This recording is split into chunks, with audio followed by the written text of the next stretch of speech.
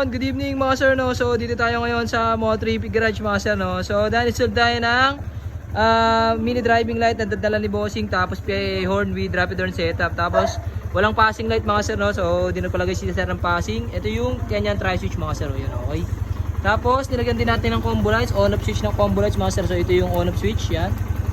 Tapos rapid horn setup mga sir, no, pero walang dual horn setup. So customer discretion yan mga sir. So ito yung ginamit nating bracket mga sir, T-post bracket, yun, grabe sa ilalim. So sa bato ng ilaw niyan mga sir, ganito yan, pa low beam nga ako, Bossing. Yan, low beam, high beam. Yan, okay, off. Tapos PA horn with rapid horn setup mga sir, no. Tapos naka-off muna yung combo lights. Off muna sir. Yan. Okay, yes sir. Pag naka-on, pag switch on, okay, ito rin yung umiilaw din mga sir, yung hollow switch na ano pag combo lights.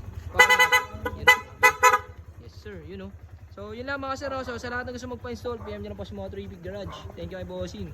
Yes sir. Yan, grabe.